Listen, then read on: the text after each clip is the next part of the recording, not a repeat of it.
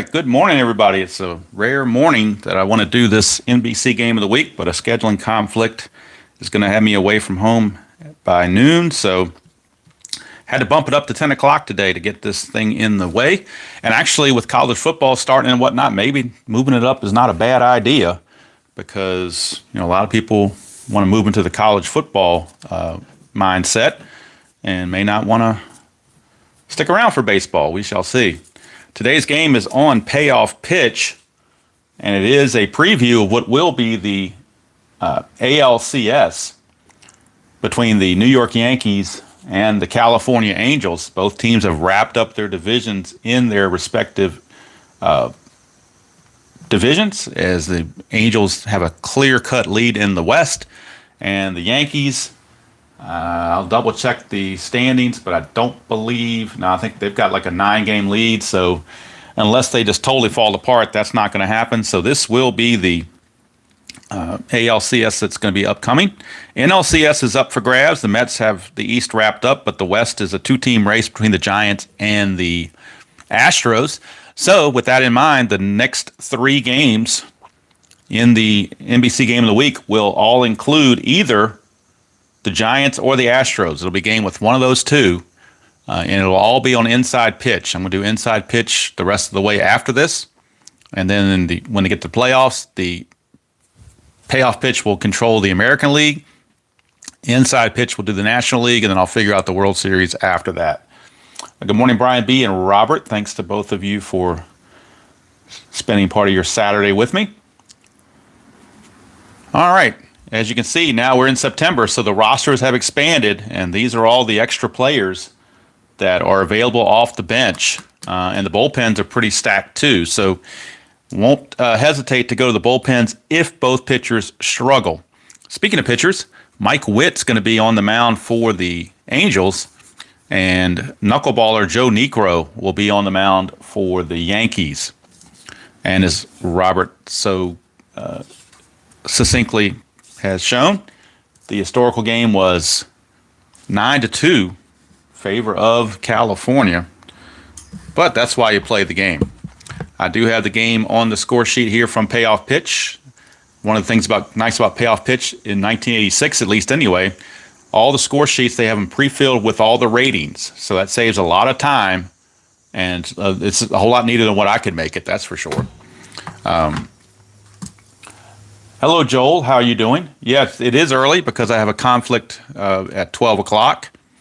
But I'm wondering going forward with college football, a lot of college football games start at noon. I'm wondering if I should bump this up to like 11 instead of 12. Have to wait and see. I mean, it doesn't matter. I mean, people can catch it on the replay if they, they really need to or whatever. All right.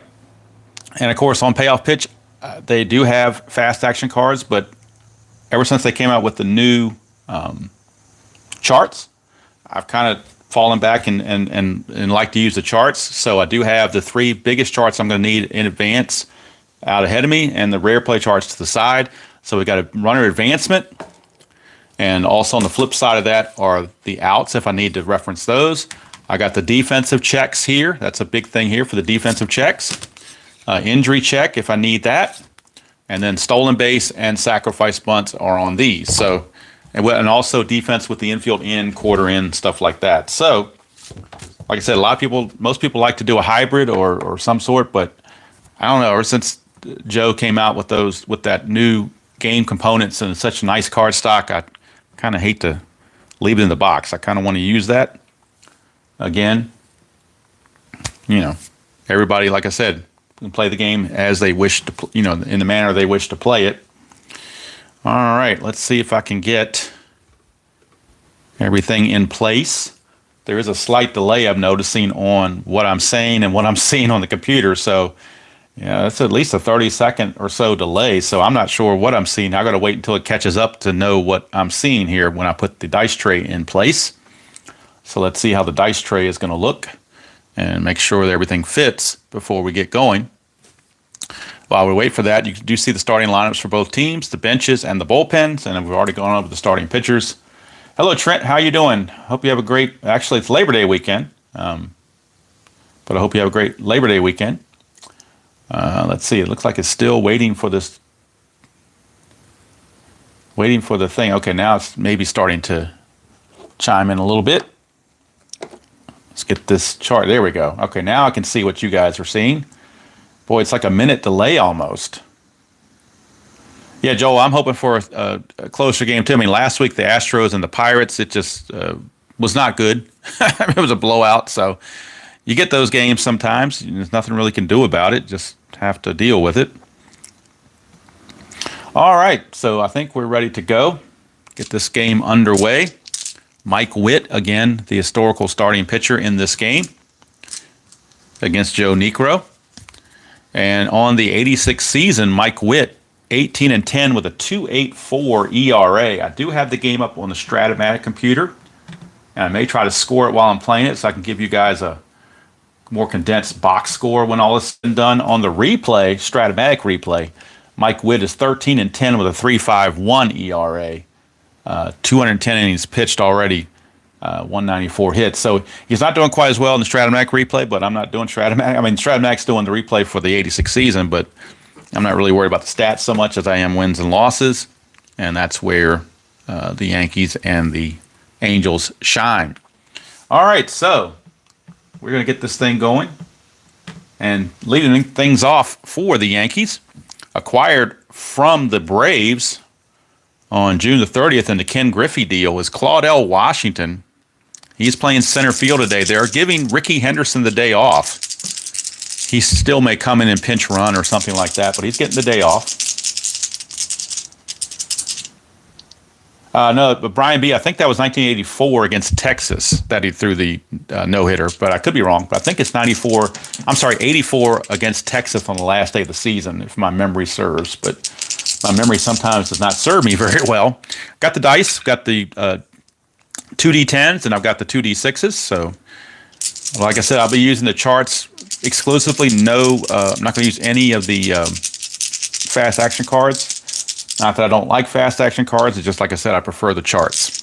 All right, so Claudelle Washington will lead it off here from Anaheim Stadium against the Angels. And again, this was picked by RJL as a preview for the 1986 ALCS because there wasn't really any good game other than this one to use. So might as well go with this. So we're underway. Witt to Claudelle Washington. And that's a leaner. On the very first play, we get a leaner. And I think Robert had mentioned something about he had some trouble with this dice tray. We've got the same dice tray causing leaners. And I don't know if that's the way we roll it or if it's a flaw in the dice tray. I don't know. We'll try again. Okay, this time we got it working. 6 is tough. 55. Tough 55 for Claudelle against Mike Witt is a strikeout. So out number 1 as Claudelle goes down swinging. Hello, Yankees Bob. I'm sorry.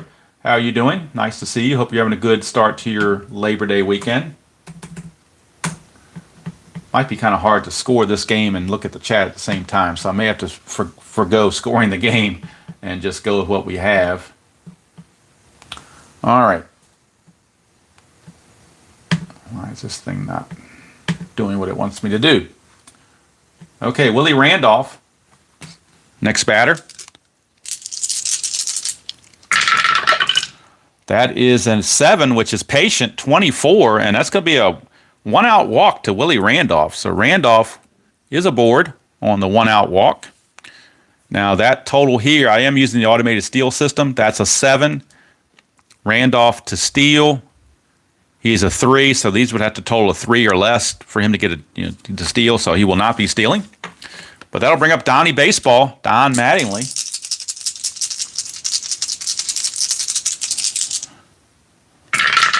Witt, 9 is tough. 63, tough 63, definitely out of range. 63 is a fly to left on Don Mattingly's card, so that's out number 2.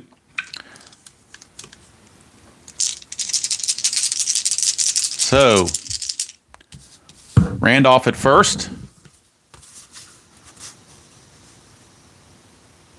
And there's 2 down for Dan Pasqua. Pasqua, the left-handed hitter. 310 against righties, only 216 against lefties. So the Yankees much stronger against righty pitching than they are lefty pitching. So in the ALCS, the Angels will be carrying John Candelaria because they want another lefty starter against the Yankees and force them to use some of their right-handed lineup guys because Pagliarulo, Easler, and Pasqua don't hit left-handed pitching very well, so they hope to neutralize them so they're going to definitely add Candelaria to the 25-man roster, no doubt. All right now they're facing a righty. Here's Dan Pasqua. We get a 6, which is tough. 0-4, that's a strikeout. I don't care if he's righty or lefty. He's out of there. Dan Pasqua out on strikes. Yankees go pretty quietly in the first. One base runner, Randolph, and that was it. Top of the first is in the books. Yankees nothing. Angels coming to bat. And pitching for the Yankees will be knuckleballer Joe Niekro. He was 9-10 with a 4.87 ERA on the 86 season. And the swift running Gary Pettis stole 50 bases on the season. So if he gets on, he has a 6, which would be a really good chance to get a jump if the 2D6s add up to 6 or less. He would get the automatic steal chance. Let's see what happens here. Niekro, 9, is in play. 0-3. How about that? In play 0-3. It's a double for Gary Pettis. So the swift Gary Pettis is going to get a double right off the bat. So how about that? Leadoff double for Gary Pettis. And the Yankees are in trouble early. And that's going to bring up Wally World, Wally Joyner.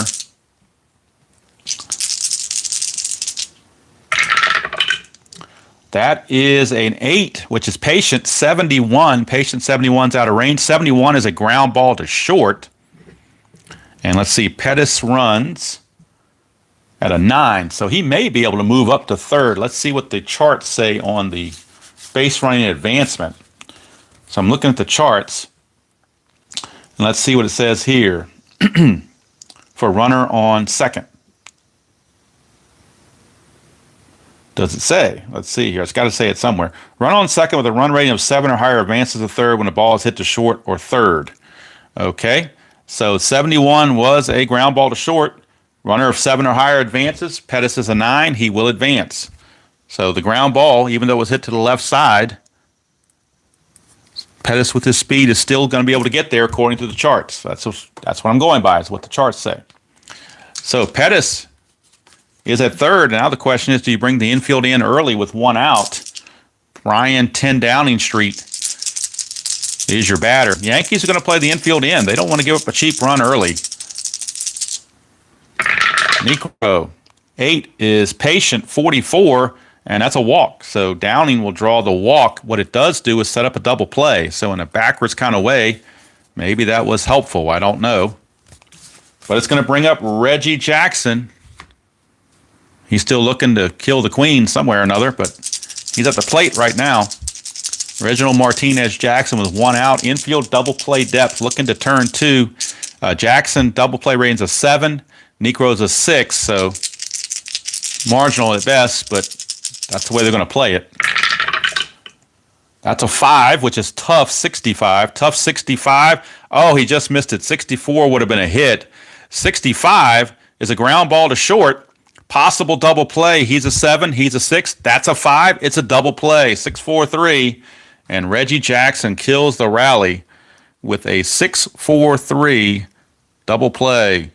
And so that walk indirectly did help the Yankees as Joe Niekro gets himself out of trouble thanks to that double play. They're not playing the Twins, but it was a twin killing.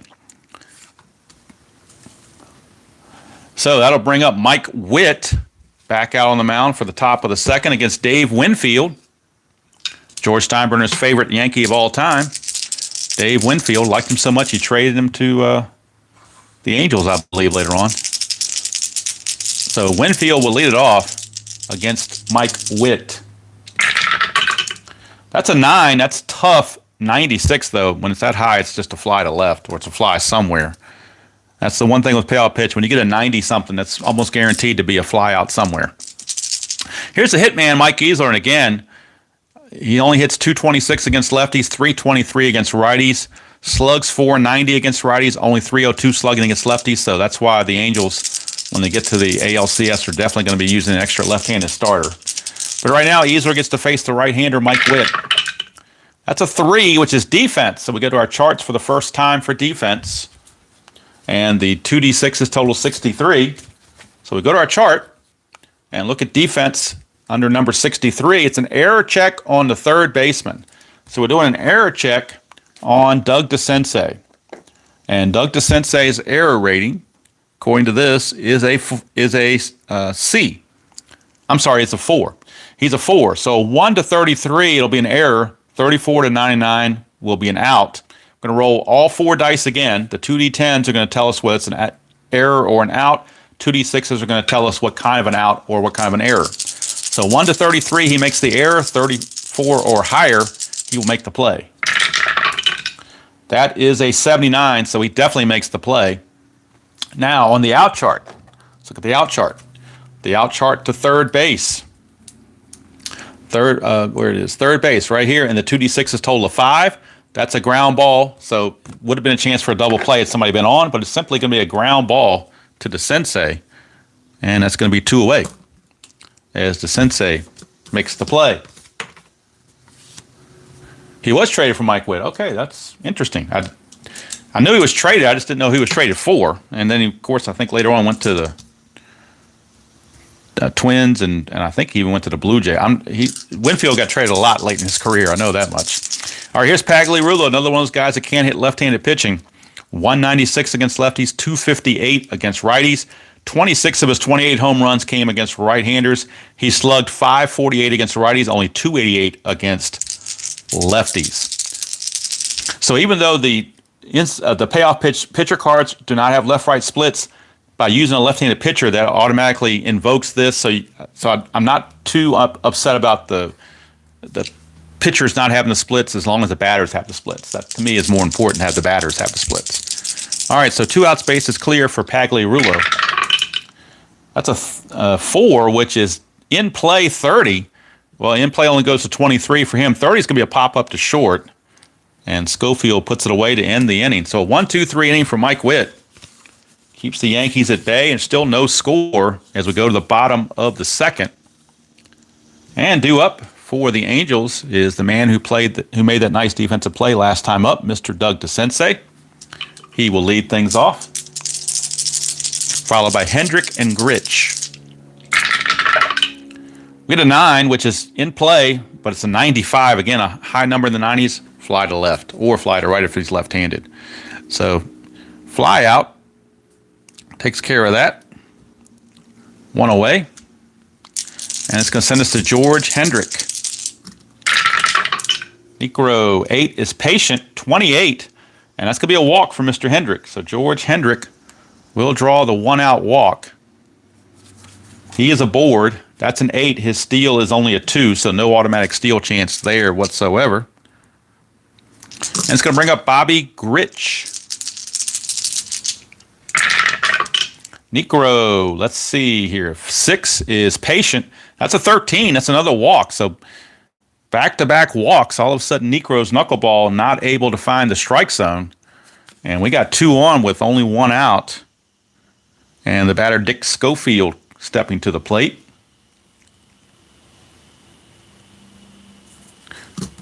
Schofield, infield double play depth. Schofield does have a 6, and he's got a 6, so 1 to 6 would be a double play chance if they can get a ground ball. 8 is patient, 32. That's going to be not a walk, but 32 patient is a double for Dick Schofield. How about that? Dick Schofield, a double. So we know Hendrick is going to score. The question is, what about Mr. Grich?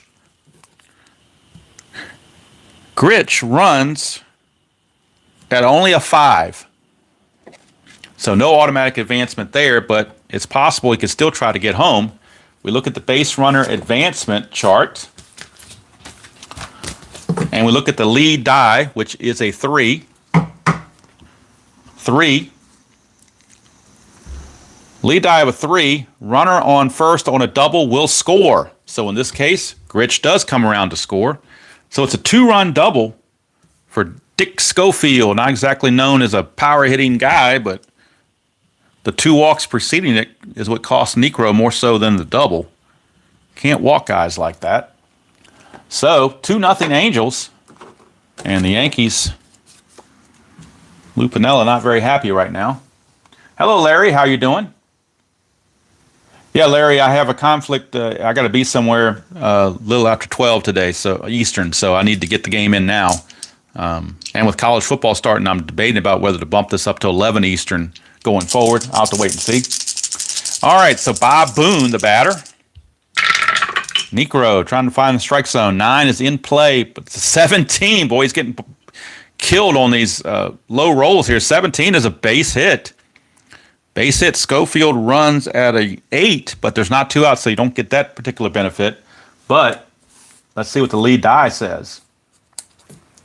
And why I can't find my Bob Boone little base running guy is, oh, he fell on the floor. That's why I can't find him. There's Bob Boone. Get him over there. All right, now can Schofield score? Let's check base running advancement. 4 is the lead die. 4, runner on second is first place plus choice. All right, so do we want to try it or not? Let's see. The single, let's check out where the single went because we got to use the hit location chart. And the hit location chart, let's see here. Showing liner to left field. Do we want to send him left fielder arm? Let's see. Left fielder arm, Pasqua. His arm is a 6. You know, with only 1 out, I don't see any reason to send him. I'm going to trust that the top of the order starts getting something done. So runners are at the corners with 1 out. And back to the top of the order for Gary Pettis. Yankees are in serious trouble, and they got lots of bullpen guys if they want to go to them. It's already 2-0. Yankees trying to avoid, and you're not going to double up Gary Pettis very often, so they're playing the infield in this point. Nico's got to throw strike. Oh, wheelhouse. Look at that. 2 is a wheelhouse. That's a 37. Pettis in the wheelhouse, 37, is a base hit. Base hit. Schofield will score. And I believe on the base running advancement, anytime it's a wheelhouse, you get the 2 bases. Let's see.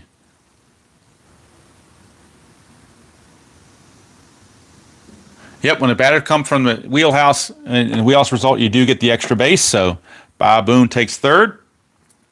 Pettis is aboard. It's 3-0 Angels here in the bottom of the second. And Yankee bullpen is already stirring down there. They do have, boy, who do they want to go to down there? They do have Bob Shirley, a lefty, loosely in the bullpen. All right, so Pettis is aboard.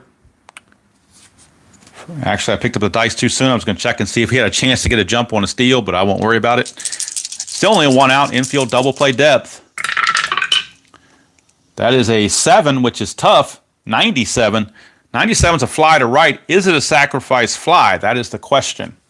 All right, let's look at the sacrifice fly chart on flyouts. The result, 7, is in the tough range. So on a tough flyout, let's see. If the pitcher result was tough, reduce the runner's rating by 2 before trying to advance. Well, Boone only runs at a 4, and the fact that it was tough means it drops to a 2, so he's not going to advance. He's going to have to hold on that fly out to right field. Winfield's arm is pretty good as well, so 2 down as Wally World makes the out. For Brian Downing, infield back to normal, but it is 3-0 California. We get a 12, which is in play, but it's an 85, and that's a ground ball to short. It's going to end the inning. And that's it for the Angels, but they pick up 3 runs. They send 8 men to the plate and pick up 3 runs. Reggie Jackson, the only one that did not bat. And we go to the top of the third. It is 3-0 Angels. Yankees are in trouble. Steinbrenner not happy. And leading off for the Yankees will be the catcher, Joel Leonard Skinner. It'll be Skinner, followed by Tollison and Claudelle Washington. Witt, 5 is tough, 59. Tough 59 is a strikeout. Joel Skinner down on strikes. 1 away for Wayne Tollison. They picked him up from the White Sox on July 30th. Interestingly enough, he hit 284 against lefties and 284 against righties as a switch hitter. Kind of unusual that your average would be exactly the same. And pretty much on base and slugging is almost, so he really no advantage either way for Tollison, lefty or righty. We get an 8, which is tough. 97, again, fly to right when you're batting left-handed. 2 down, back to the top of the order for Claudelle Washington. Washington struck out his first chance. 8 is tough. He might do it again. 50, he will do it again. He struck him out. So Claudelle down on strikes as Witt gets 2 more strikeouts to add to his total. And we go to the bottom of the third. Still 3-0. And Niekro on a short leash. Reggie Jackson will lead things off. And I'm wondering, Lupinella might be just so upset with Niekro that he just takes him out right now. We'll see. Because you got lots of bullpen guys. So let's see about their, well, Shirley's no prize either. So I guess they'll stick with Niekro a little bit longer. See what they want to do here. Bottom of the third. Reggie Jackson. 2 is wheelhouse. That's not good. 63 is a base hit for Reggie. They're lucky it wasn't a home run. But Reggie against the righty, 63 is a single. So Reggie Jackson blasted one, and that means Niekro's putting him in the wheelhouse. That means he is just not fooling anybody. That knuckleball is not dancing. Infield is... Now, there was a 2 on the result, but Reggie's steal is only a 1, so you can't get it. Infield double play depth. Here's the Sensei. 6 is Patient. 81. Patient 81 is a fly to center. 1 away as the Sensei flies out. For George Hendrick, and he was one of the guys that walked and scored last inning. The 6, that's Patient. 98, though. That's a fly to left. Get those high numbers. You get flyouts to left and right field. 2 down for Bobby Grich. Jackson still at first. 10, that's Ballpark. Angels or Anaheim Stadium for the first time. 32, that's the wheelhouse. So Bobby Grich has a wheelhouse result. 1 to 22 would be a home run. Anything under 51 is a hit. That's a 24. He just missed it, but it is a double. That's a double for Bobby Grich. With 2 outs, Reggie Jackson runs at a 4, so he does not get the automatic score. But let's check the results on runner advancement on base hits. And the fact that it was a tough chance, whether that makes a difference or not. Actually, it was a wheelhouse chance. I'm sorry. Whether the wheelhouse makes it, I think I just saw it on there when I read it before that wheelhouse with 2 outs, all runs advance and extra base. When it's a wheelhouse check. Yep, so Jackson will score despite not having the 6 rating. The fact that it was a wheelhouse result means he gets the extra base. And Bobby Grich with an RBI double, making it 4-0 Angels. And Niekro's not going to be much longer for this game. Maybe he should have borrowed the Emery board from his brother to help him out. But here's Schofield.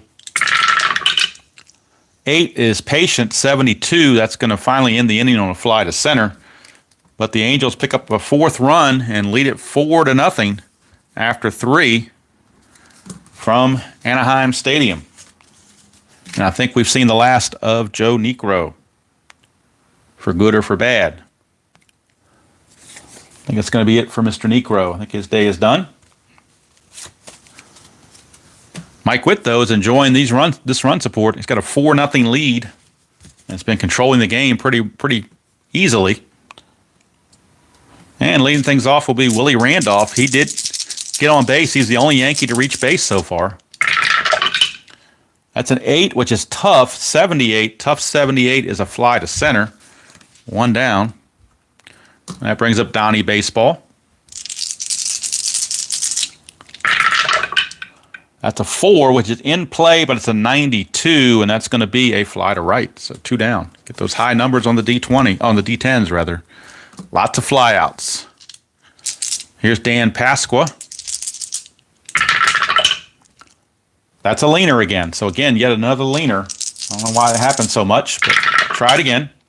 7 is Patient. 05, and that's a walk. So Pasqua reaches on the 2-out walk. He's only a steal of 2. That's a 7, so no chance to steal. Plus down 4-0. I doubt they would try it anyway. And that brings up Winfield. 2 outs and Pasqua at first. That is a 9, which is tough, and an 11. That's a strikeout to end the inning. So yet another strikeout for Mr. Witt. And 4 innings in the books for Witt, and he has shut the Yankees down to nothing. And we're going to get a new pitcher for the Yankees, as they've seen enough of Joe Niekro. And it will actually not be the left-hander, as thought, because actually it will be the left-hander. I'm sorry, it will be, because the lefties are coming up at the top of the order. So it will be Bob Shirley, the lefty. Not very good. 0-4 with a 5.04 ERA. But that's who's coming in, Bob Shirley. Niekro only lasting 3 innings, giving up 4 runs, all earned. Not good. All right, so Bob Boone will lead off the bottom of the 4th against Mr. Shirley. That's an 8, which is tough. 0-2 struck him out. So nice start for Bob Shirley as he gets the K on Boone. 1 down, order flips over to Gary Pettis. Pettis is doubled and singled, so definitely getting it done. That's a 3, which is wheelhouse, and that's a 67. That's going to be out of range against the lefty. Only goes to 51. So 67 is going to be a ground ball to short, out number 2. So Shirley put one in the wheelhouse but got away with it. 2 down now for Wally World. Joyner grounded to short and flown to right. 6 is patient. 88 against the lefty is definitely out of range. 88's a ground ball to second. Willie Randolph over to Mattingly. And how about that? Bob Shirley, a 1-2-3 inning. Maybe should have brought him in earlier. But he gets the job done. After 4 complete, we are stuck at a 4-0 ball game. Mike Witt back out. His fatigue is an 8, so he can go a long way, especially if he's not giving up any runs.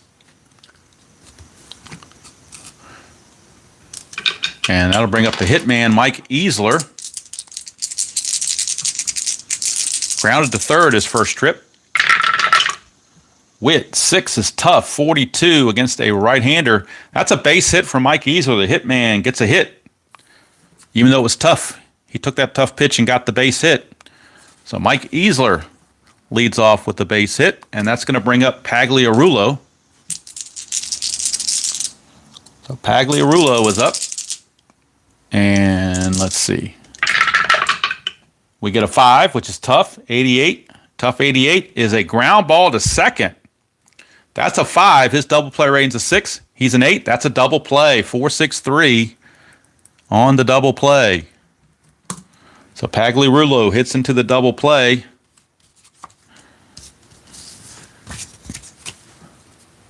He hits into the double play for 2 quick outs.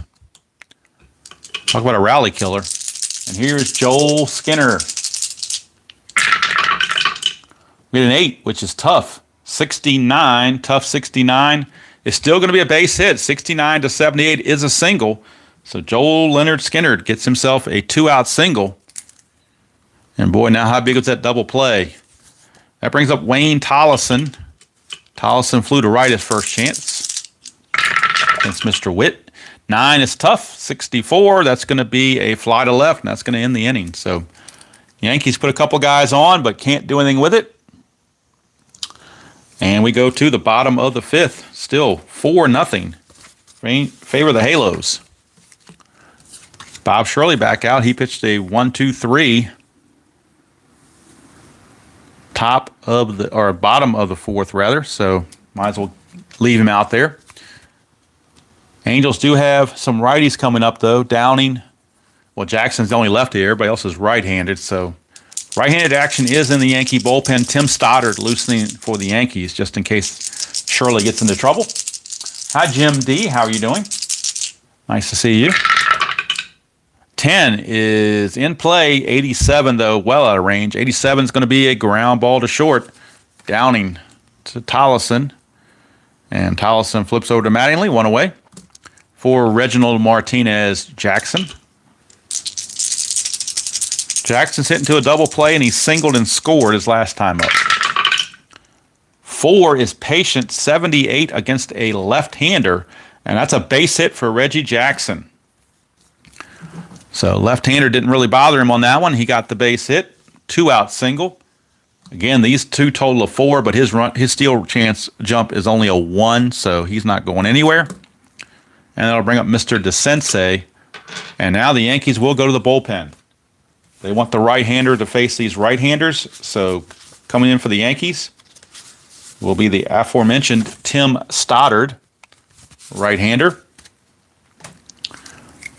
And Stoddard on the 86 season was 4-1 with a 3.83 ERA.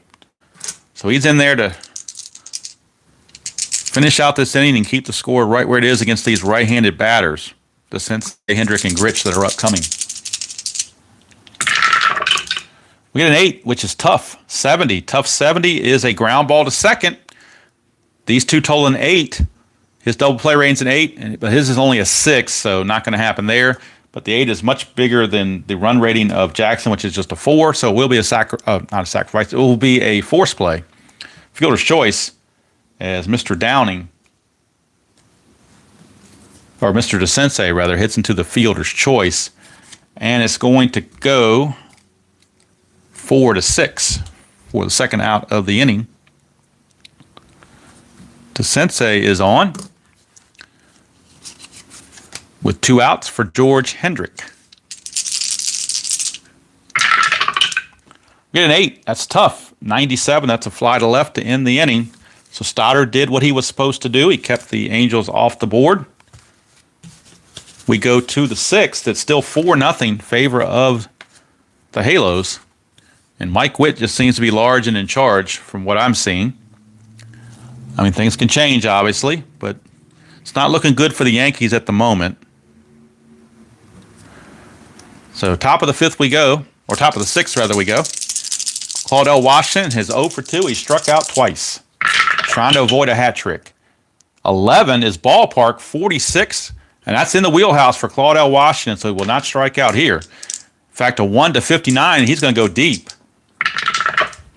That's an 87, though, and he just missed a hit. 86 would have been a hit. 87, though, is a ground ball to second, so Witt put it right in the wheelhouse, and Claudelle just hit over top of it and hits a hard grounder to Grich. Easy play, 1 away, and they missed an opportunity there. Here's Willie Randolph. He's flew out to center his last chance. That's a 9, which is tough, 94, and that's going to be a fly to left. Again, high numbers in the 90s are fly balls to left and right. That'll bring up Donnie Baseball. He's flown to left in the 1st, flew to right in the 4th. 8 is tough, 28. Tough 28 against a right-hander. Oh, he just missed it. 26 would have been a single. 28, he's going to pop it up to Bobby Grich at second, and that's going to end the inning. So 1-2-3 inning from Mike Witt, and he's just in charge of this game completely, it seems, as the Yankees just can't get anything done. So if you're an anti-Yankee person, you're probably pretty happy right now. All right, Stoddard does have the long fatigue rating, so I'm definitely going to keep him in there. And he's going to be facing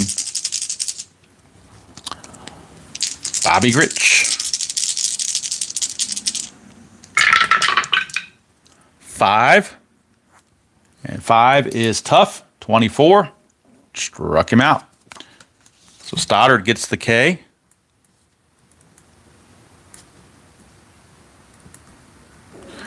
Out number 1. That brings up Dick Schofield. Schofield, 3 is ballpark. 90. 90 says we're in play. So in play chance for Schofield against a right-hander needs a 26 or less.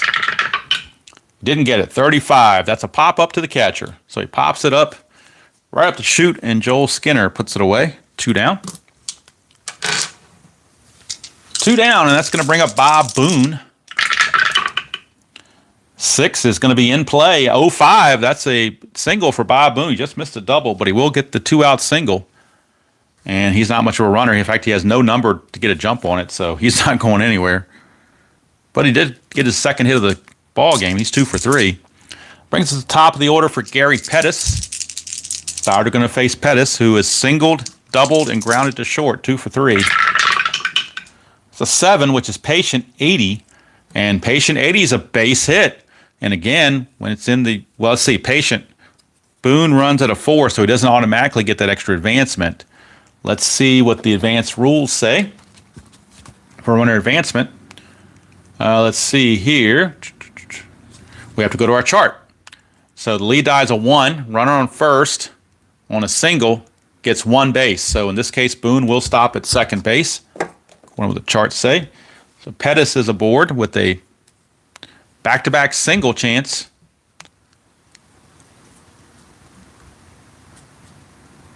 First and second, 2 down for Wally Joyner. Now, do they bring in the lefty to face Joyner? Joyner was a 234 hitter against lefties, 317 against righties. I think it's a no-brainer. When you got all these bullpen arms, you might as well use them. So they are going to Rod Scurry. So he's going to scurry from the bullpen and come in and try to get out of the inning without any more damage done. Rod Scurry. So Scurry is going to come on. 4th pitcher used by the Yankees. But he is a lefty, and he's trying to neutralize Wally Joyner. We get a 3, which is Patient 40 against a left-hander. Patient 40 is a base hit, so it didn't neutralize him at all. Lead die of 1 with a runner on second base. He will get 1 base, so it's going to load the bases because Boone doesn't run very well. He doesn't get that benefit of the 2 outs. Not going to help him. But Joyner is aboard on the base hit, 3 consecutive singles, and there's an angel on every cloud here at Anaheim. Now here's Brian Downing, a righty, but he hits lefties worse than he does righties, so they're going to leave Scurry in there to try to get out of the inning. Although, do you wonder, because if he walks a guy, it's going to force a run, and he's got 4 patients on there. Boy, what do you do here? I think you got to take him out. This is not 2022, so we can pitch 1 batter and get him out of there. So I'm trying to do all I can to keep the Yankees in the game. And they're going to right-hander Brad Arnsberg, Brad Arnsberg, the righty. He only pitched in 2 games, but he's got a relief rating, 3.38, and he was on the roster at September call-up, so we're going to use him. Arnsberg, he's only got 1 patient result, so good chance that maybe he won't walk a run in. So here's Downing as the wheels are turning in the Yankee dugout. 8 is in play 71, so in play 71 is definitely going to be an out. It's a ground ball to second, and Randolph with his throw to Mattingly to end the inning, and the Angels will leave the bases loaded. So all that maneuvering seemed, at least from 1 half inning, help the Yankees. But they still trail it 4-0. So that's not going to help them any. But it does keep them in the game. So we go to the top of the 7th. Witt back out will be facing Pasqua, Winfield, and Easler. Kind of the heart of the order for the Yankees. So they just need to start making some hay against Mr. Witt as they're getting their 3rd looks at Witt. Here's Pasqua. He's struck out and walked. That's an 8, which is tough. 88. Tough 88 is going to be a ground ball to second. Gritch over to Wally World. 1 down for Mr. Winfield.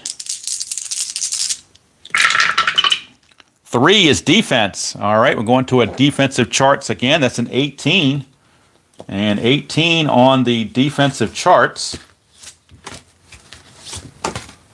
18, according to the defensive charts, is a range check of the shortstop. So we're checking the range of Dick Schofield.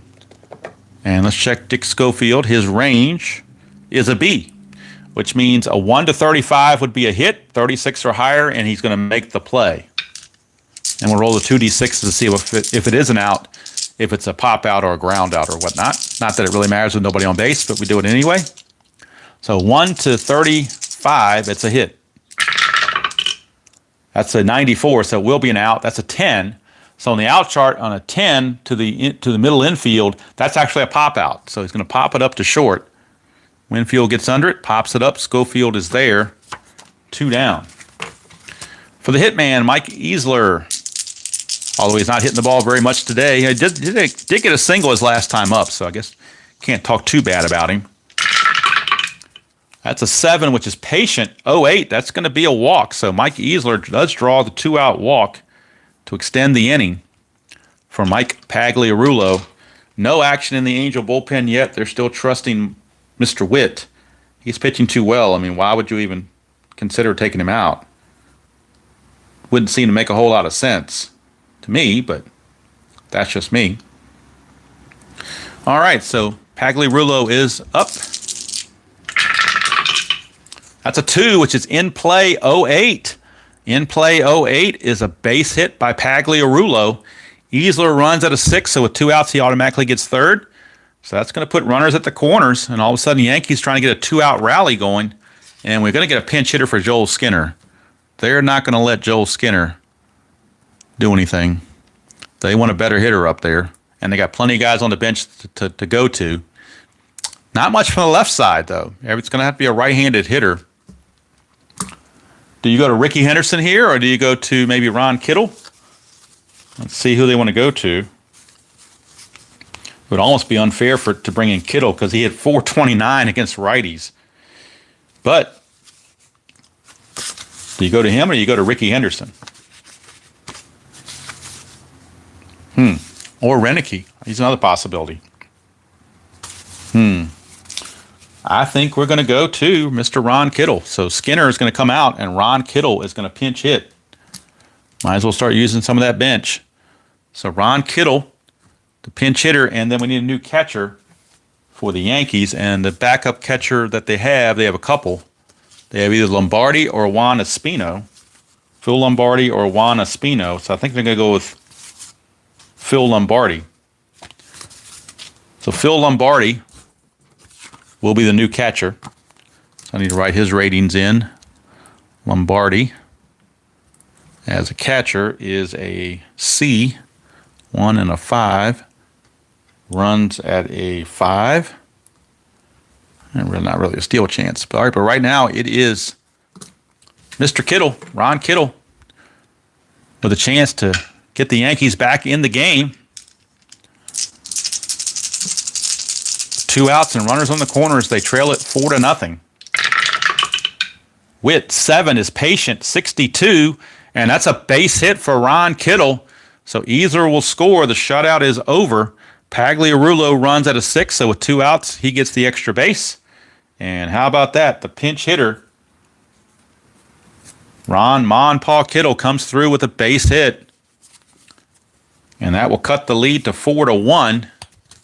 And now the question is,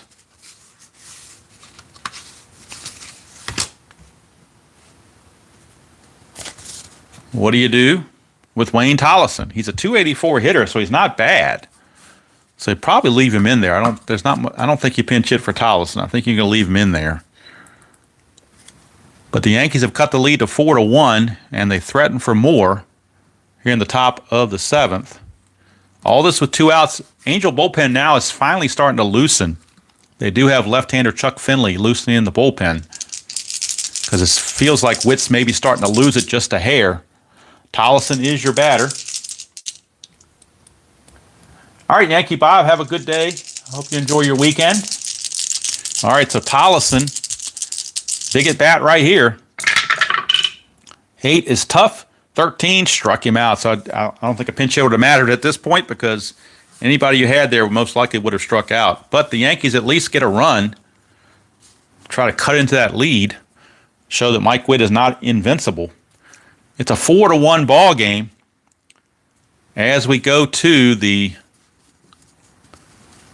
bottom of the 7th. And you know what the bottom 7th means. That means we got the 7th inning stretch. I'm going to go ahead and stretch. Everybody can tune up their voices and sing "Take Me Out to the Ball Game."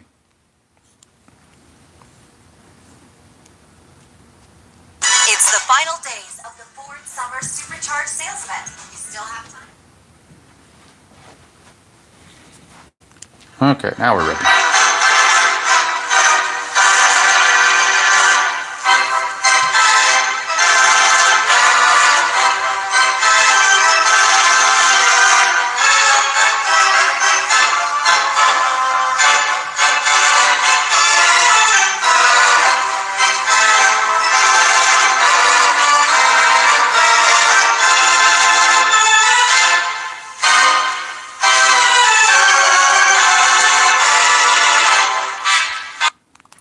right, 7th inning stretch is in the books. And Mr. Arnsberg is in to pitch. He only faced Downing, so he's certainly not tired. He's going to face Jackson, a lefty, but again, Jackson pretty much the same lefty or righty, so no advantage there. And then you got a bunch of right-handers coming up, so they're going to stick with Arnsberg. But bullpen activity is going for the Yankees. They do have Brian Fisher in the bullpen as well, throwing behind Arnsberg. So here's Reggie. 5 is in play. That's a 12. In play 12 is a base hit for Reggie Jackson. So Reggie with the leadoff single.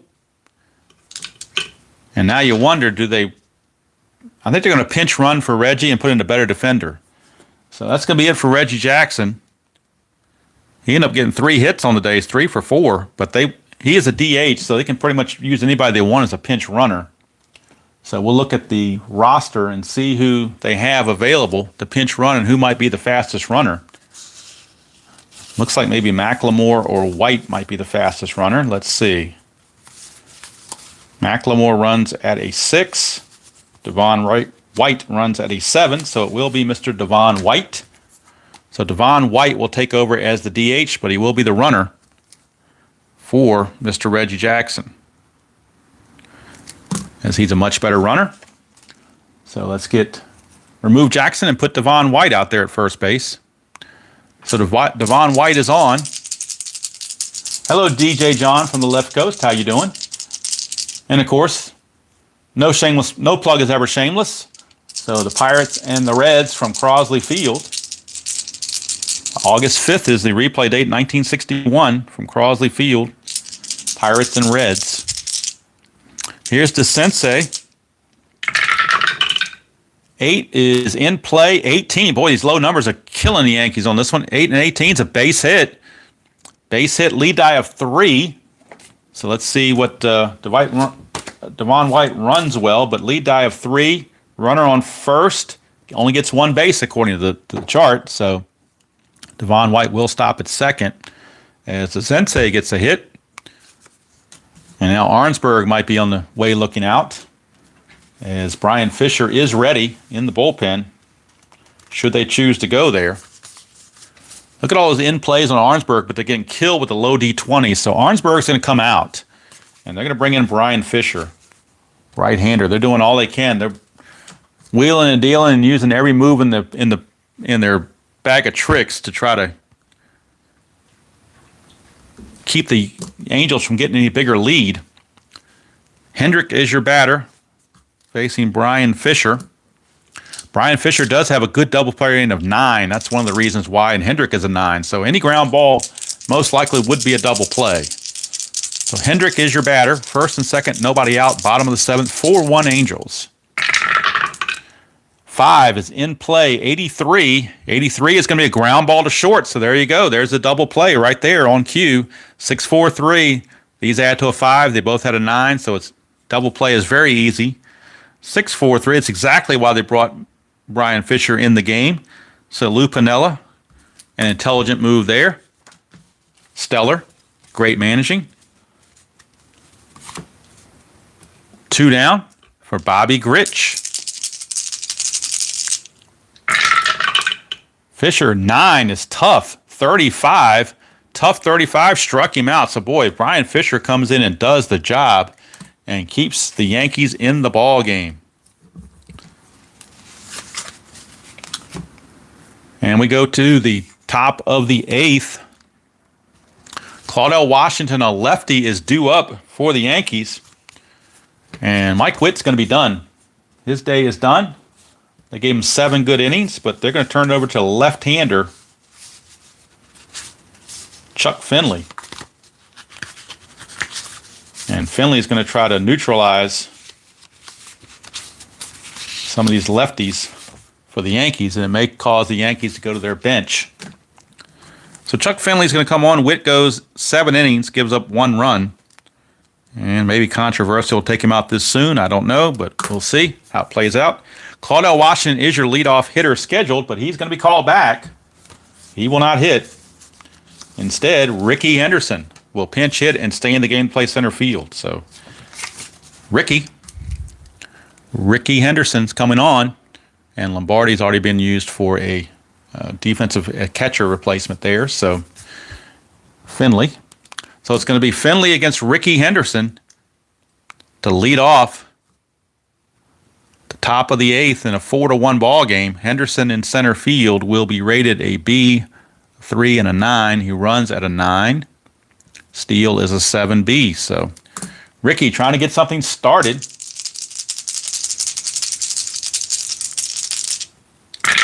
Against Finley. 5 is tough, though. 68, not going to happen. 68 is a ground ball to second, so Ricky is out of there. 1 down for Willie Randolph. Big out there to keep Ricky off the bases. And now Mr. Randolph. And that's a 7, which is tough. 87, that's going to be a tough 87, is going to be a ground to short. So 2 down. 2 easy ground balls induced by Finley. Brings up Mattingly. That's an 8, which is patient. 77, but against the lefty only goes to 71. So 77 is a fly to center. And it's a 1-2-3 inning turned in by Chuck Finley. And that's going to set them up for Donnie Moore to come in and close, assuming it stays a 4-1 game. So Finley gets the job done. Fisher's going to come back out, pitch for the Yankees, and he'll be facing Schofield, Boone, and Pettis. Bottom of the eighth, 4-1 Angels.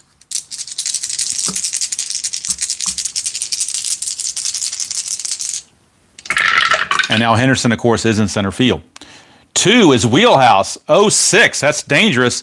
That is gone. Dick Schofield, a Wheelhouse and an 06 kaboom, as RJL likes to say. Schofield only hit, well, he did hit 13 homers on the year, so add 1 there. Home run, Dick Schofield. Actually, it wasn't Schofield's at bat, was it? How did I get that messed up? Oh, it was Schofield's at bat. My bad. I had my score sheet messed up. Home run, Dick Schofield. It was Schofield's at bat. He gets the homer. The lead is now 5-1. It's no longer a safe situation, so Donnie Moore may not come into the game now. Bob Boone, the batter. 12, Wheelhouse again. 04, kaboom, it's gone again. How many times has that happened? Fisher has 2 Wheelhouse results at 2 and 12 when we found them both, and we got double zeros on the D10s both times. Back-to-back jacks. And boy, that's just bad luck there. That's going to be it for Brian Fisher, as Lou Piniella is just disgusted. Takes him out. Gives up back-to-back jacks to the 8 and 9 place hitters. It is now a 6-1 game, and with Gary Pettis coming up, at this point, it probably doesn't even matter who you bring in. They're going to bring in, let's see, they're going to go to another lefty, Al Paluto. They're not going to use Righetti in a situation like this. They're going to bring in Alfonso Paluto, or Al Paluto, however you want to call him. So he will be on. And he is pitcher number 7 for the Yankees. Although it hasn't done him a bit of good, apparently, with the score being what it is, 6-1. Pettis will now turn around batter right-handed. 9 is in play. 35 against the lefty. In play 35 just misses. 35 is a pop to short. So Pettis pops to short for out number 1. And that will send us to Wally World. Another lefty-on-lefty matchup for Wally World.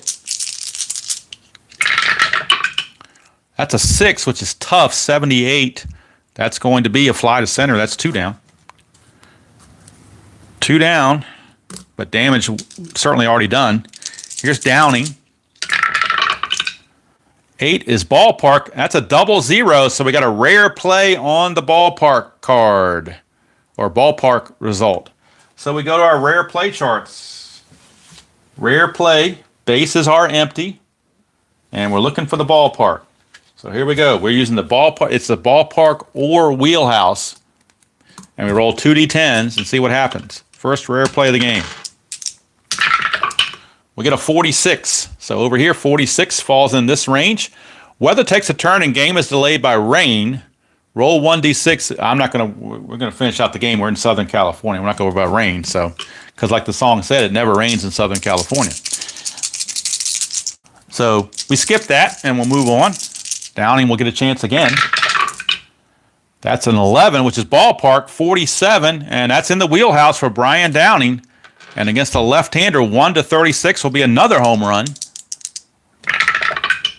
But this time it's an 89. It's going to be a ground ball to short. So it's in the wheelhouse, but he just missed it. And somehow another Paluto pitches out of the inning with no further problems. But the problem is it's 6-1 Angels as we go to the top of the ninth. And that'll be all for Finley. There's no save situation, so they'll just bring in any schlub they want to finish out the game. I like using guys that are like not very well known, so we're going to go with Urbano Lugo to finish out the game. And of course, if he gets in trouble, they will certainly go to better relievers. But right now, they're going to Urbano Lugo, right-hander. He had 6 games, 3 of them were starts, 3 were relief, 1-1 with a 3.80 ERA and 21 innings pitched. So Lugo will be in there to face Pasqua, Winfield, and Easler. 6-1 game, top of the ninth. 7 is Patient, 68. Patient 68 for Pasqua against a right-hander is a double. So Dan Pasqua with a solid double. What did you think he'll do? A 1-2-3 ninth inning here at the game of the week? I think not. So Pasqua with a leadoff double to start the inning. And again, now Doug Corbett, a righty, and Gary Lucas, a lefty, are both loosening in the Angel bullpen in case Lugo can't hack it. Here's Winfield. That's a 4, which is tough, 56. But Winfield against a righty, tough 56, is a base hit. Pascal will stop at third on the tough result. So they need base runners. They're down 6-1. They're not taking any chances on the bases. This is station to station big time. And now here's the hitman, Mike Easler. And maybe Lugo shouldn't have been brought in. We'll see. But he won't get to pitch very much longer if he doesn't get anybody out. Here's Easler. 9 is in play, 46. That's going to be an out. 46 is a ground ball right back to the pitcher. So, boy, let's see how that's going to play out. They're back for the double play, but I think the pitcher might be considered in. So we'll see how they do on ground outs. Let's see here. All right, the double play rating is a 9, which is higher than the double play rating of Easler, so it won't be a double play. I'm thinking they're going to hold Pasqua and get the out at Winfield. Let's see. This is where it gets a little bit tricky. Let's see, first and third. Here it is, runners on first and third.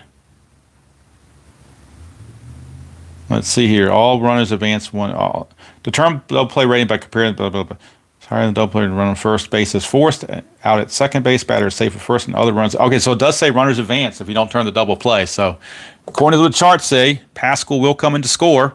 Winfield is out on the fielder's choice. And Easler is your new runner.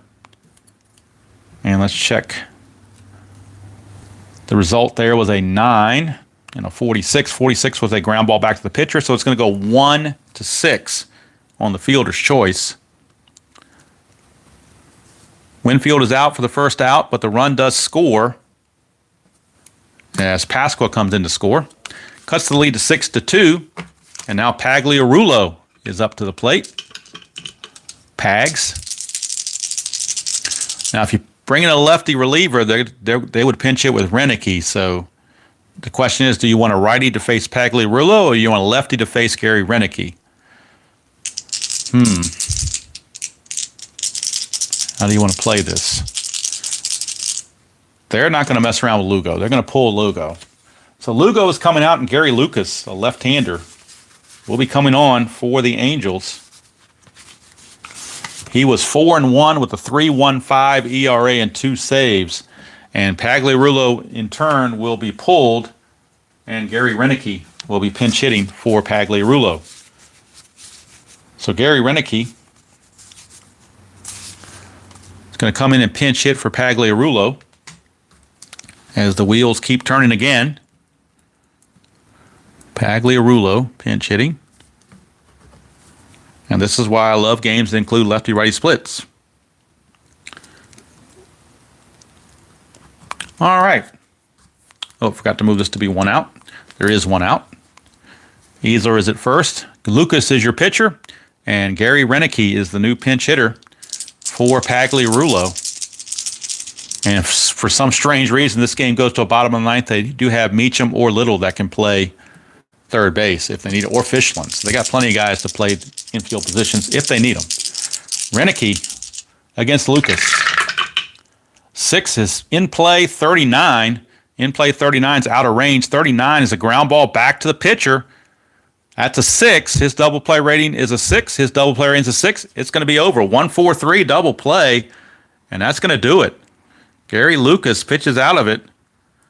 The Yankees do get a run, but that's going to be it. 1-4-3 double play is going to end the ball game. Not how the Yankees were hoping, but the final score is the Angels with an easy victory, 6-2 over the Yankees.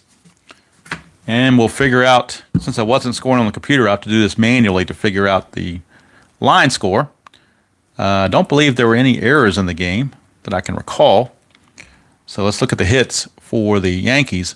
1, 2, 3, 4, 5, 6, 7, 8. I got them for 8 hits unofficially. So unofficially for the Yankees, I have them for 2 runs, 8 hits, no errors. Left on base, let's see, 1, 2, 3, 4, 5. I got them for 5 left on base. For the Angels, of course, 6 runs. Let's check their hits. 1, 2, 3, 4, 5, 6, 7, 8, 9, 10, 11, 12, 13, 14 hits for the Angels. 6 runs, 14 hits. No errors. Left on base, 1, 2, 3, 4, 5, 6, 7, 8, 9, 9. Okay.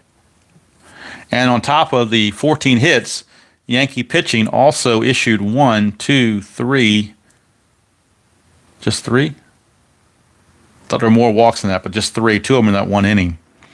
But anyway, the Angels defeat the Yankees in a preview of the ALCS by the score of 6-2.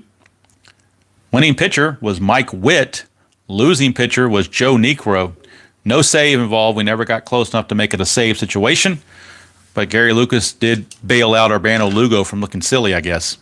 So we didn't mark off Lugo and Lucas there. All right, so there you go. 6-2 ball game. Payoff pitch. And this is the last payoff pitch game on the Saturday game of the week until we get to the playoffs. The rest of the game of the weeks will be concentrating in the National League West, and it will be on on inside pitch exclusively. And what we got going on next Saturday, it'll be the Atlanta Braves taking on the San Francisco Giants. Again, every game is going to include either San Francisco or Houston because those two are battling for playoff position.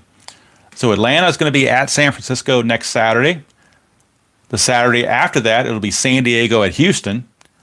And then the Saturday after that will be Los Angeles at San Francisco. And then the final Saturday of the season on October 4th, the Braves will be back to Atlanta Braves again. They will be at Houston. So we're kind of doing flip-flop, San Francisco and Houston every other game for the last 4 Saturdays of the season. And then, of course, playoffs after that.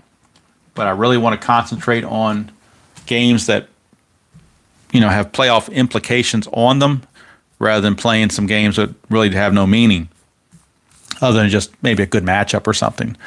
Now, if either the Giants or the Astros start to break away, then those games are subject to change, and we might flip it around. But those are the scheduled games that will be coming up, all on inside pitch. It'll either be the Astros or the Giants. They're going to flip-flop every other game. Unless, like I said, we get out of hand and there's one team runs away with it. So there you go. Earlier than normal game of the week because of scheduling conflict. So I was able to get that in, and it's not even 11:30 yet, which is nice. So I got a few minutes to wrap up and not feel rushed. And let's look at the standings, by the way, speaking of standings. So, actually today on the schedule was September the 6th. So I'm going to go to the National League. And let's see. So the next game is going to be September 13th. So I'm going to autoplay the National League through the 12th real quick and see where we are on the standings. See what happens. Don't know why that didn't wrap it up here. Why didn't that go all the way through the 12th? Play 2 days. Okay, here we go. All right, so I'm letting the Stratomatic computer do its thing. And then I'm going to check the standings and see where we are in the National League as we head into the September the 13th day. And it will be, like I said, it will be Atlanta and San Francisco. Rick Mailer against Terry Mulholland is the pitching matchup. And we'll check the standings now and see how the situation stacks up. Houston actually now has a 7.5 game lead over the Giants, so they have pulled away. So now I may have to rethink this because actually the ALCS and the NLCS are already established. I can't see them doing catching up from 7.5 games. I guess technically they still can because Houston's magic number is 14, so it's technically still feasible. So I guess at least for next week we'll stick with Atlanta and San Francisco, and then after that we'll play it by ear depending on what's happening. So we'll go with it next Saturday. Inside pitch. Don't know the time. I may bump it up to 11. Just try to get out of the way of college football. That might be a happy medium between the 10 and the 12. So we'll be Atlanta at San Francisco. Inside pitch. Rick Mailer against Terry Mulholland, and the Giants. Like I said, 7 games back of the Astros, running out of time, but give them a chance. See if they can make up a game or something and get some help from their opponent, from their fellow National League teams to see if they can make up some ground. But it's looking more and more like the NLCS will be an actual representative of the Mets and the Astros, just like it was in real life. And then you got the question of, do you use as-played lineups if you've got the Mets and Astros, or do you take the 25-man rosters and make your own lineups? Could go either way. I mean, I'm kind of debating about whether to do as played or not. The Angels and the Yankees. The Angels were ALCS opponent, were the ALCS representative, but they weren't playing the Yankees. They were playing the Red Sox. So kind of hard to use as played lineups there because you don't know what the pitching matchups are going to be, lefty or righty or whatever. So I think for sure the Angels and Yankees will be whatever lineups I feel are best. I do need to make a 25-man roster for the Yankees. I'm going to use the 25-man roster that the Angels brought to the ALCS, but for the Yankees, I got to pick 25 guys for them as well. So that's kind of the plan there. And as a late spoiler, got this in the mail on Thursday. And I like to keep my cards in these kind of containers, not like $1 at Walmart. These things are great. So, and I like to put them in these polymer bags, 4-inch by 5-inch polymer bags. Get these off of Amazon. They're really cheap. You get like 100 bags for not that much money. And what we're looking at is, let me take the thing out here so you can see it better. My favorite season of all time pretty much is 1977, and I didn't have it in Inside Pitch, so I figured that's kind of stupid. So let's get 1977 Inside Pitch printed set. Got these came in. I've already unperforated them and put them in the little baggies as they're all stored here. There is the Minnesota Twins, and one of the nice cards from the Minnesota Twins for 1977. Of course, Rod Carew and his 388 average, and 100 runs driven in, 128 runs scored, 14 homers, 23 stolen bases, and a 388 average. And not bad defensively at first base, a 4 and a 4. So I would say that's pretty good. Hey, DJ, yeah, I'm notoriously cheap for not buying things because I really don't want to buy things I'm not going to use. But the more I thought about it, it's like I haven't bought a set of payoff pitch or inside pitch in so long. At least not a printed set. I've had a couple PDFs, but haven't bought a printed set in so long. And since 1977 is my favorite season, it makes sense to do this. Now, with this being said, my original plan for next year was going to be to do the 1987 season for Game of the Week, but now I'm really contemplating doing 1977 instead for the Game of the Week. So I'm kind of betwixt and between about that. I've got both games, 87 and 77, in 4 game engines. So I've got I've got lots of options there. I've got them in payoff pitch, inside pitch, Stratomatic, and History Maker. So so the options for using the 4 games is there both ways. Just a matter of whether I want to do 77 or 87. Well, I guess one way you could look at it is 87 would be a natural progression to 86. But then again, you could say, well, the NBC Game of the Week last year was 82. 86 this year, maybe you might want to do something in the 70s. So I have to think about that. Maybe people want to chime in down the road and pick which one they want to do. But yeah, I would not use rubber bands on inside pitch cards. I love these polymer bags. A team fits, all the players from inside pitch fit in there very easily. They're nice and big and roomy. You can pull the teams in and out and not worry about damaging the corners of the cards. Of course, see-through, so you can see everything that's going on. They're well protected. Not that I would get these things around water, but I mean, they're watertight supposedly. So I think they're a nice little thing there. It's called Plymore. I'm not making a commercial for them, but I mean, they're on Amazon. If you look them up, 4-inch by 5-inch is the size I use. Get a bag of 100 for I don't know how much it was, $7 or $8 or something like that. But I think if you're going to buy a carded set, then you should invest a little bit of money to protect them. So anyway, that's a spoiler for later. And the question is, do I do 77 on the Game of the Week next year, or do I do 87? So that's still up for debate. I may go ahead and do 77, though. The only problem is I did 77 with the White Sox and Stratomatic, the whole season replay. But this will be something completely different because we're using all the teams. And so I'm leaning really towards 77, to be honest with you. So, but we'll see. That's next year. We got time for all of that. Right now, I want to concentrate on 86 and getting all that complete. Want to get back also to the Buffalo Bees, as took yesterday off from them for the holiday weekend. So, want to get back to them.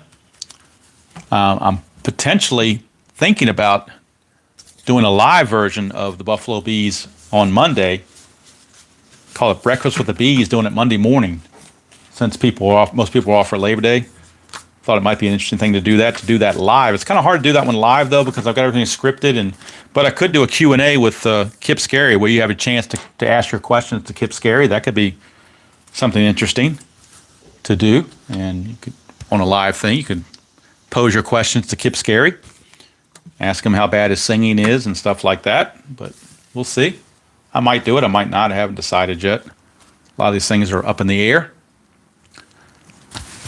depending on what's happening. But anyway, the rest of the Saturday schedule is going to be all done via inside pitch. And like I said, right now it's scheduled to be all those National League West, but now that I've simmed the games up, it might be the Astros might be running away with it. So it might just be the best game on the schedule kind of thing, and just go from there. We'll have to wait and see how it plays out. Maybe I'll just look at the schedule for Saturday the 20th of September. I'll have to look at all the schedules and see who's out there, and maybe change up the team I had lined up, because I don't really want to do too much of the Astros if they're already going to be in the playoffs. I'd rather show other teams if the games don't matter. So we'll have to wait and see how it plays out and what people might decide they want. I don't know. Anyway, that's it from here. 6-2, Angels get the victory. Don't forget RJL tonight on his channel, 1961 replay inside pitch. It is the Pirates and Reds from Crosley Field. Make sure you check him out. And, of course, his infamous 10-minute ticker. Why do the mediocre Astros always make the playoffs? Well, in '86, they won the division, so I can tell you why they did that. Now, the Yankees, because Stratomatic is doing the simming on all this, it goes back to that, conspiracy with New York teams and Stratomatic, where Boston way underperformed and the Yankees are way overperforming. So, they take the loss here, but that's not going to hurt their pennant chases. They've still got quite a comfortable lead in the American League. In fact, I'll pull up what their lead is now, as I'm going to sim it up to through the 12th as well.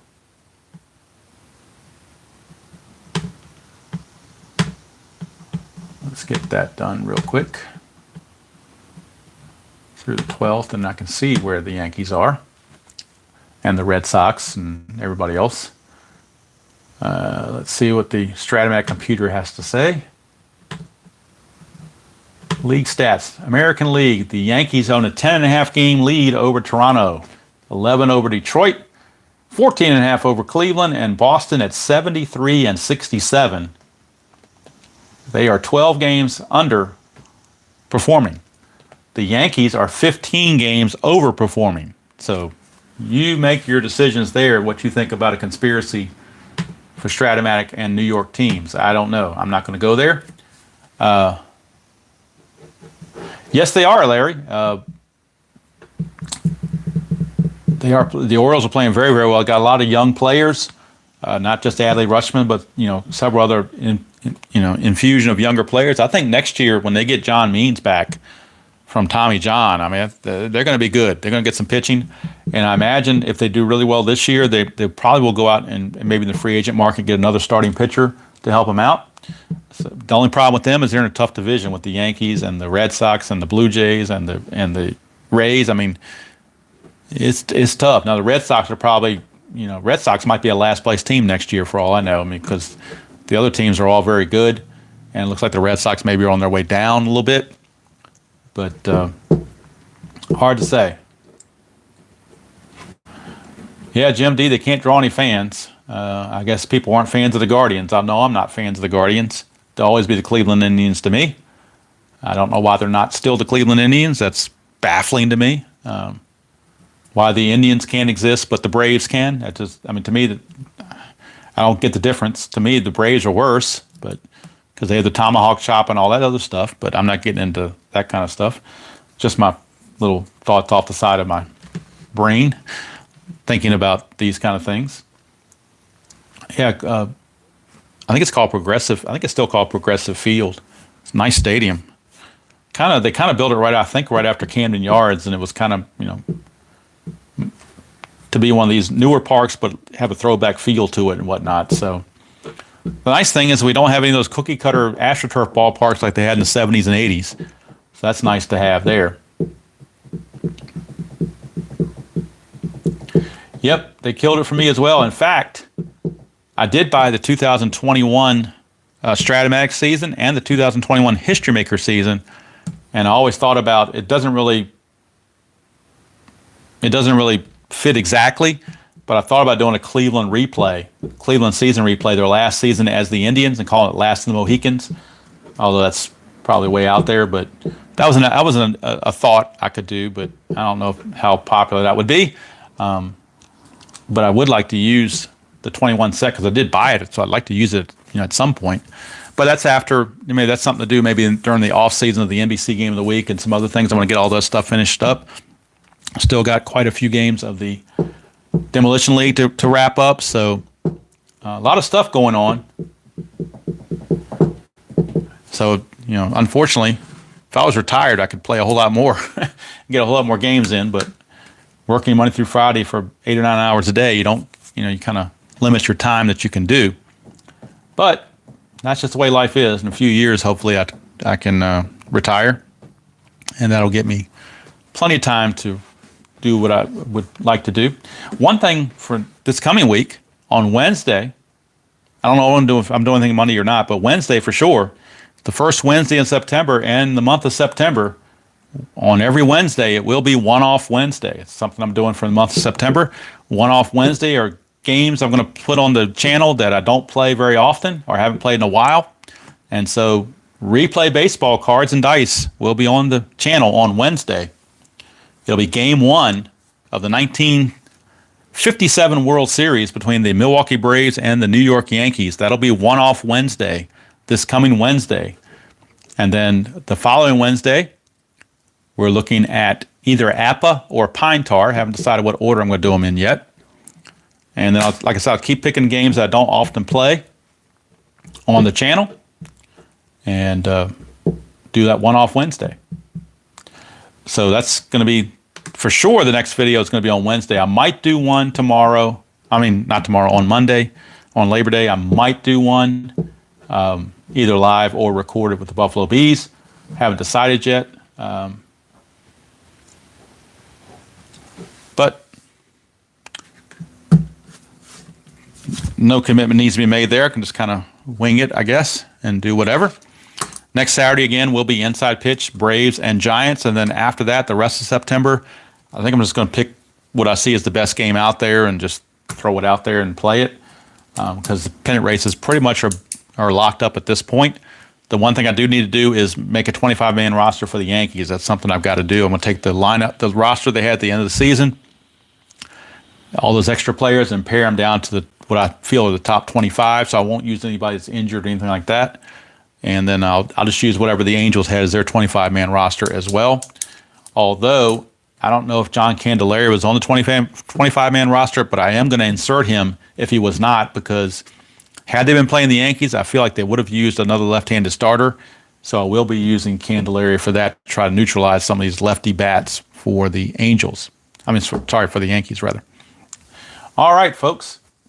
I do appreciate everybody that tuned in for this late version of the NBC Game of the Week.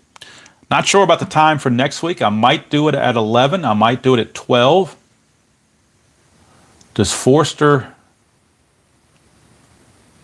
Talking about Terry Forster for the Pirates in 77? Is that what you're talking about? Or are you talking about George Foster? To see if he has a home run on his grid. Is that what you're asking for? About George Foster? So I can check that out for you if you like. I'll pull the Reds up real quick. Get their back out. All right, let me check the Reds real quick for you. Let me find them. Get my National League side over here. Where are you? All right, first team listed. There we go. Well, one thing for sure, as I look at the Riverfront Stadium card, it's loaded with home runs. The Riverfront Stadium card, you got a home run at 1-2, and then 5-4, 5-5, and then 6-5 and 6-6. So it's 5 and 2-1. So it's 6 places for home run chances right there. And then also the question mark. They got 2 question marks, and they go up to home runs to 16. So definitely a hitter-friendly park, Riverfront Stadium. Let's look at the George Foster card, since you brought it up. His 52 home run card, there it is. He does not have a home run in the grid, but of course he's got 20 right here. And then on the question mark 8 against lefties, home runs will go up to 15. Not so much against righties. So apparently he had home runs against both sides, obviously. Oh, I'm sorry, take it back. There's a home run right there. I just missed it. H9 right there. The 2-5 result. 2-5 result in the grid is an H9. And that's a home run to right field right there. H9. So he does have the home run right there. I believe the H is a home run, not a single, because that wouldn't make any sense to put an H there for a hit. So that's a home run to right field on the 2-5 result. So 2-5, he will get the home run no matter who's pitching. He's got 20, of course, on his home run chances here, and on the question marks, he's got, for lefties, he can go up to 15. Righties, not so much. Now, defensively, he's really good in left field with a 4, but he drops down to a 2 in center field, and that's something that I like that Stratomatic maybe doesn't penalize the guys as much for. In Stratomatic, he'd probably be a 3 in center, because they usually only drop him one number when they go from one outfield to the other, and the error rate stays the same no matter what outfield they're in, where in this case, he didn't make any errors in center field, so he's got a 0, where he made a little bit of errors in left field. So different ways players are rated by different teams and so forth. Now, of course, there were a lot of trades that were involved. So when I put the cards together, I did put the players on the teams they started with, not who they're carded with. So when I have the Reds set, I do have Pat Zachary on the Reds because that's where he started the season, even though he's carded with the Mets. And I have Tom Seaver on the Mets, even though he's carded with the Reds. It would have been kind of cool had Chris double carded them, one for each team, but no big deal. But when I was putting the cards together, unperforated them and whatnot, I did want to go ahead and put them. I want to get the opening day rosters going, so that's why I do have them there. In fact, the Reds have quite a few guys on their opening roster that are not carded as a Red. We got Santo Alcala that went to the Expos eventually. Mike Caldwell went to the Brewers eventually. Raleigh Eastwick went to St. Louis eventually. So those three guys and Pat Zachary went to the Mets. So it's a lot of guys on the roster, opening day roster for the Reds that aren't carded as Reds. So that's kind of interesting there. But that's the way I've set it up when I first started it. So I'm definitely want to do something with the 77 inside pitch, whether it's going to be a National League replay of some kind for one team. I don't want to do American League because I just did the 77 White Sox in Stratomatic, so I don't want to overkill that.